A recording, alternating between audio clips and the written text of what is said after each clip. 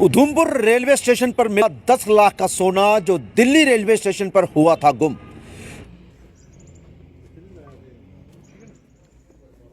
वो बैग का है मैडम इनके ये दे भाई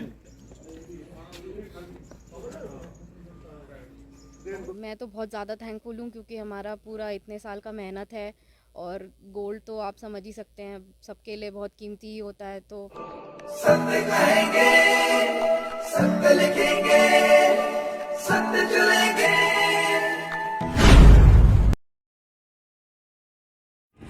दैनिक स्टेट समाचार में आप सभी का स्वागत है। मैं हूं अरुण शर्मा। जी हां, मैं जो खबर आपको सुना रहा हूं 10 लाख के सोने की है।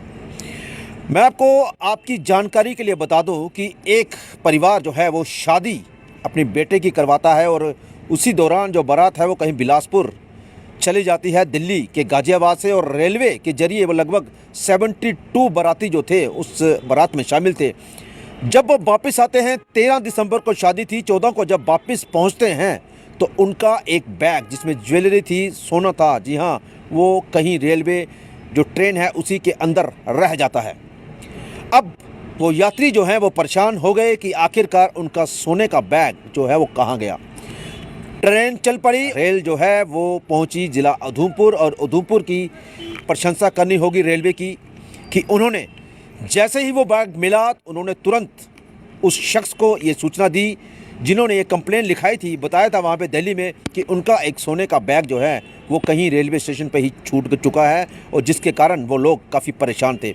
आज एक जीती जागती मिसाल और इंसानियत को ज़िंदा करने वाला ये सच जो है वो सामने हुआ हमारे उधमपुर शहर में, उधमपुर के रेलवे स्टेशन पर, जिसमें जीआरपी और आरपीएफ द्वारा उन लोगों को बुलाया गया और उन्हें उनका सोने का जो बैग था, जो उसमें आभूषण पड़े थे, वो सही सलामती के साथ उन्हें लौटाए गए।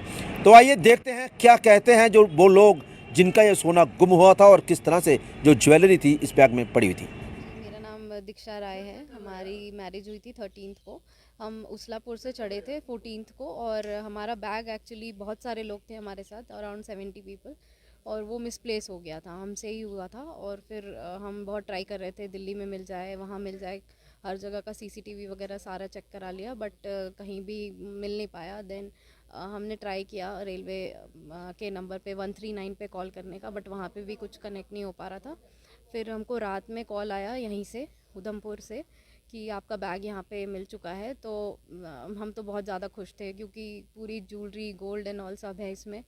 तो हम तो बहुत ज़्यादा सेटिस्फाइड हैं और बहुत खुश भी हैं कि इतने अच्छे से हैंड ओवर दे दिया बैग, और सब अच्छा। किस तरह से आप शुक्रिया अदा करेंगे?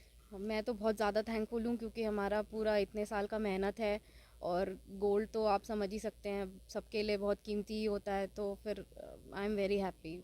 मेरा नाम सागर सक्सेना है और मेरी 13 दिसंबर को शादी थी। तो हम ट्रैवल कर रहे थे फ्रॉम बिलासपुर टू न्यू दिल्ली। हमारे साथ 72 पीपल ट्रैवल कर रहे थे। पूरी बारात, एक्चुअली मेरी शादी थी तो पूरी बारात गई हुई थी।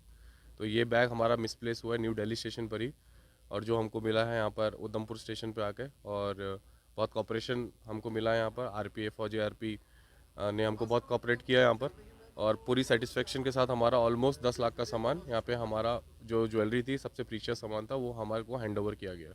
किस तरह से संपर्क साधा गया इनकी तरफ? नहीं, कोई कंप्लेंट दर्ज नहीं करी थी हमने, कोई एफआईआर दर्ज नहीं करी थी। हम रेलवे पे ट्राई कर रहे थे बट वहाँ पे कनेक्ट नहीं हो पा रहा था। यहाँ से कैसे संपर्क साधा गया आपसे? वो है, हम एक अटेंडर को अपना नंबर दे के आए थे क्योंकि हमारे 2 बोगी के अंदर नंबर था।